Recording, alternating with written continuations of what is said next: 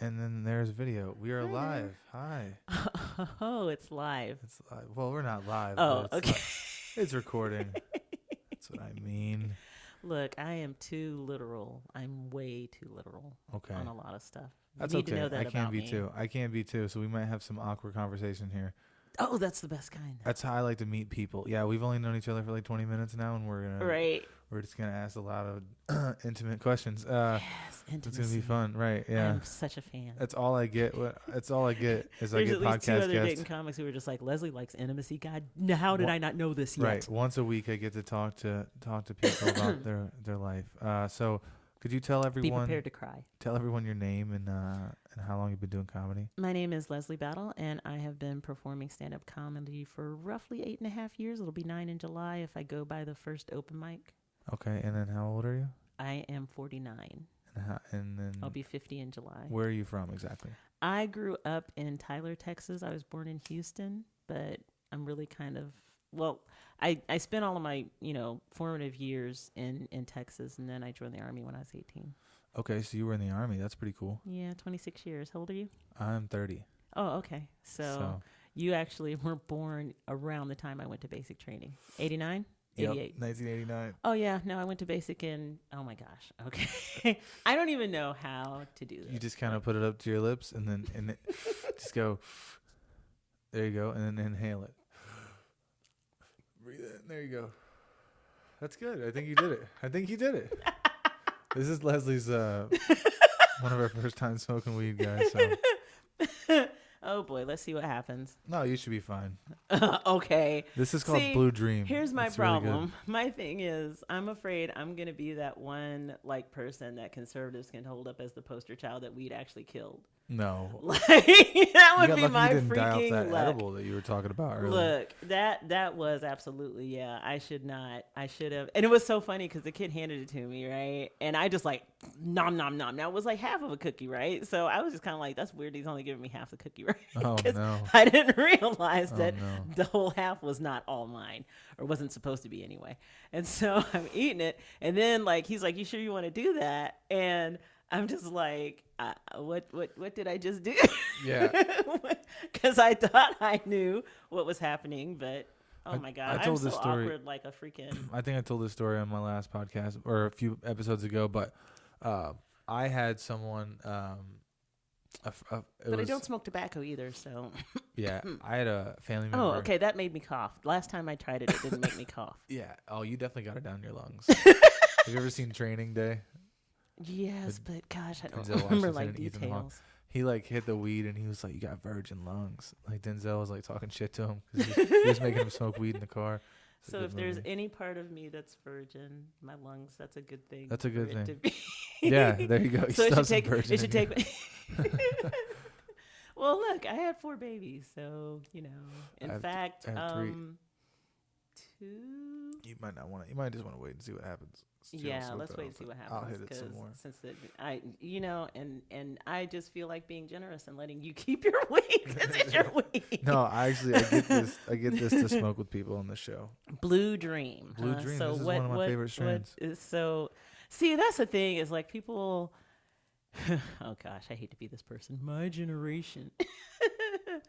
I feel you. Says that it's so much stronger now, and like there's all these different because first of all, let me state unequivocally and very clearly, I am 1,000% for the legalization of weed. Like fully across the board. 100%, because when you look at how detrimental tobacco is, when you look at how detrimental alcohol is, it's just kind of like, so there is actually scientific proof that people in pain are benefiting. Yeah, sure. And things like CBD and THC also. But again, things that are legal are so much more harmful. Yeah. And it's They just are. kind of like, and look, don't get me started about pharmaceuticals. Well, there are things that are making money, so that we regulated them because they figured out a way to make money, and that's what it was. So they kept doing it, and it's still very big business. I don't like to talk about it either because I don't want. In no way, shape, or form is this a way to like talk about propaganda or Right, any way to right. to try to And that's say that. why I wanted to This is more to spread but- like a positive message to show that like good people smoke weed, and I have friends that are comedians because I'm a comedian, so I get to tell their stories. And when I meet interesting people, I want to tell their story. I want them to tell their story. So that's what kind of what But this there's is. a few people who are going to be like, dude, we've been trying to get Leslie to smoke for years. Yeah, this is gonna be cool as fuck. She did it, guys. You saw it here today. They're So, going to tell you it's because you're cute. speaking of, oh well, thank you. Speaking of years, Years. how did you get your start in comedy? Like, what is the I got whole divorced. story? You got a divorce? I got divorced. 8.5 years ago. 10 years ago. 10 years ago. My ex and I have been together for almost 15 years. It was completely toxic.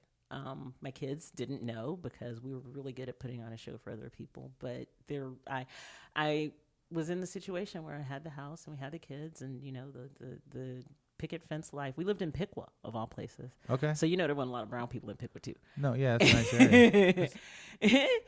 Not bad. But I was miserable. I was unhappy. I loved my kids. I thought I loved my husband, but I was not being true to myself.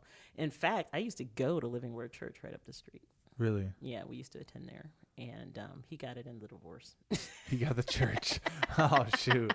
So you go to your own church now, or you just I do don't. the Church of Comedy? I have abandoned Religion? organized religion. I am a spiritual person, but I am convinced that human beings have manipulated religion so that they can manipulate each other.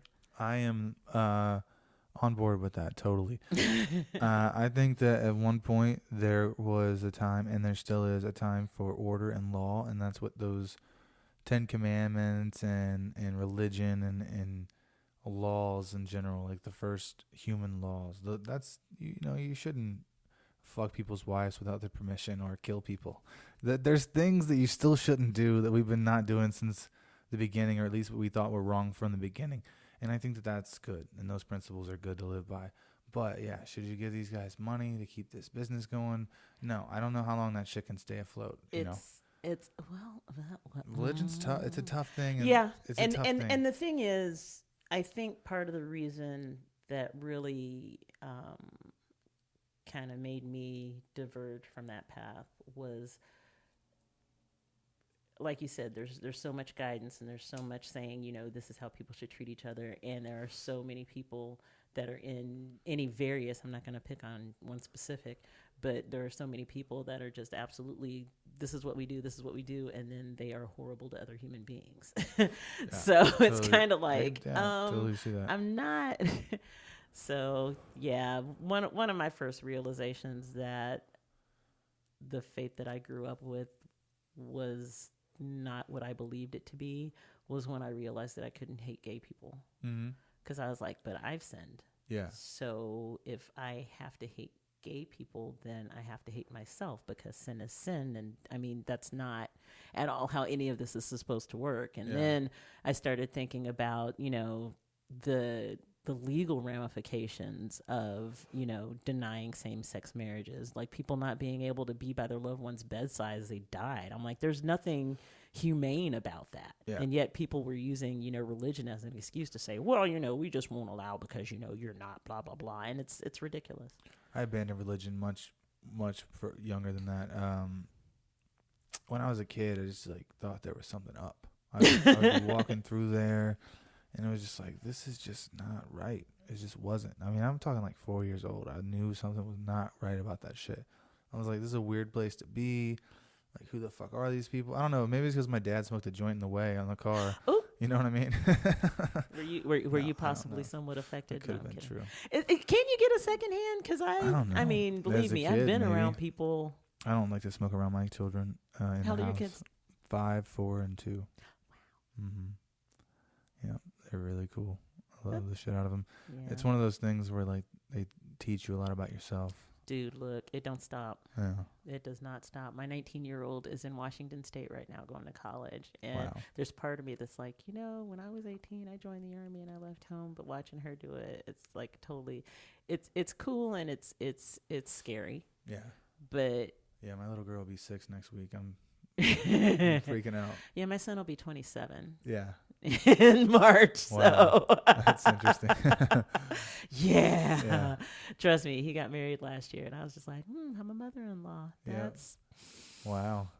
duh. That's And how it that's the goes. thing is so many people are just like, well, don't you want to be a grandma and all this kind of stuff? And I'm just like, but I don't own my kids' sexuality. If they want to have kids, great. Yeah. But at the end of the day, it's not like that child is going to be my responsibility. That child's going to be their responsibility. So I don't know. You have epiphanies in your like 40s Right. No, I totally get or that. 30s. I don't know. It's totally it's get that. probably who knows. But I think this weed is definitely taking effect, and we're getting kind of stoned here. So I want to say, so you got divorced, and then how? see, I don't feel any he different. got the With me. church. I mean, do you think that I am? No, maybe not. You want to hit Oh. a dab? Would you like to try I don't. that? I'm This scared. is a marijuana concentrate. I'm scared. So this is the derivative of the weed. They actually make a solvent, and then they like take all the THC off the weed, and then they cook the solvent out of it, and they make a concentrate. So it's like a honey or a wax. It's pure THC. Essentially, you have to smoke a lot less. Is the whole Okay. point of it. Okay. You want to try it? I'll I'm- do I'm- one first. in front I'm of you. here for the culture. Okay, so while I'm but so I got divorced. Yes. okay, so you got divorced, and then like what was your journey as far as like beginning comedy? Obviously, you were going through maybe a crisis or something like that, and Oh, you were yeah. like, Yeah. I want to make a change. Yeah. Like, did you have a friend in comedy, or was it something that you liked on TV? Like, what was your first kind of experience, and what was your thought process when you became a comedian? Like when you finally started doing open mics and all that, and what was your connection? What happened actually is I was a theater kid in high school. And so my oldest was in high school. He did show choir. And I would, that torch is amazing, by the way. It's a creme brulee torch. I did choir in middle school also, so shout out to your son. all of my kids, thankfully, have artistic. My oldest did show choir. My middle one and youngest did. See, I have no idea what you're doing with that. So you blow air into it. No, you suck air out of it. Okay, that's all. Okay.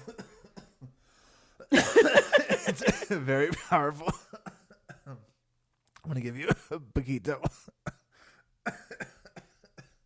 See, you do that, and I'm like, oh. This is Okay, from, so my journey while you're lighting that or whatever, and It's I gonna take a second decide to whether cool or off, not I'm gonna. I'll give you some more details. But This my is from- son did show choir. My two younger kids, my middle one also did male chorus, and they all acted in various plays and all this kind of stuff. So I would love to take credit for that. But while I was going through this divorce when my oldest was in high school, I wanted to get back on stage. I missed being on stage. I did community theater when I was in the Army too, a couple different times. In fact, I got to portray Puck in a Midsummer Night's Dream when I was in Germany, and that was pretty freaking cool. But that was 98, 99 when I was in Germany. So I wanted to get back into theater, but I had my kids week on, week off, and I was not going to give up what time that I had with my kids after, all this stuff that was going on. So I was just like, well, what can I do that I can get back on stage, but I don't have to commit to like rehearsals? Yeah. Stand up. Yep. And you get to write your own script every week. And the thing is, I'm one of those people that makes people laugh in conversation because I'm so desperate to laugh that I'm just, kind of class clown anyway. Totally know what you mean. So it kind of seemed logical. But then, and I'm still working on this. Every comic has whatever it is that they're working on. But my self-esteem was under the toilet. Like I got hosed so bad in court. It was disturbing. And I needed something to stroke my ego because, like, my kids are great, but I needed something outside of my kids that I could feel good about myself for. So, on the one hand, I was kind of a ringer because public speaking was never an issue with me. But I was just like, okay, you know what? But you're 40 years old. You don't need to be trying to do this starting artist thing. You got responsibilities, yada, yada. And I told myself, because I was splitting my time between Columbus and Dayton. So the weeks that I dropped my kids off, I would come to Wiley's and do the mic. And then the weeks that I didn't have my kids, I would be in Columbus at the Funny Bone or wherever mics. And so they were having the competition. And let's see, this would have been fall of 2011. So they were having the competition in Columbus. And I told myself, okay, you know what? Fine. Get the shit out of your system. if you make the finals in the contest first go round, then you can keep doing it. This is what I told myself, right? Thinking there's no freaking way I'm going to make the finals my first round. It's your and it just was the started. first competition I did. Yeah. And so I started in July, and this competition would have been the following October. And yeah, 4 months in, I went to the finals. And then 3.5 years later, I actually won it. So wow. And now they don't have it anymore. And there's a whole story behind all that. Yeah, I also a creme brulee torch. It is, yeah. It's you straight up were pointing that at me. I know you weren't, but so I don't tell this story very often, but I went to Clark State. I started going to Clark State for theater, to be a theater major, and I used to look a lot different 6 or 7 years ago, 8 years ago. Longer hair. Well, my hair was a little bit longer, but I was also about 350 pounds, and I was really overweight. And the guidance counselor at the time, just kind of put your mouth on it. If you can come close to me. Just put your mouth right there. There's a microphone in the way. Just put your mouth right there, and then go ahead and hit it. Just suck, inhale. That's all you're going to need. You should definitely be feeling that. Oh, hi. Yeah. Yes. Wow. All right. Yep. So this is what happened. My guidance counselor, do you need a second to recuperate? Put your arms up so that you can. Oh, man. Yeah, it only lasts for like 30 minutes, but. Oh, you okay? You should be fine. That actually. I'm with you. Reminds me of. Yeah, keep talking. Okay, so anyway, my theater major, or I was trying to go for theater. Okay, I got it that time for sure. Okay, so the guidance counselor, she was like, hey, I don't think that you can be an actor. She said, because you're too fat. She didn't say that, but she was like, look at the pictures of the other actors. And she was like showing me people that were in the plays and shit.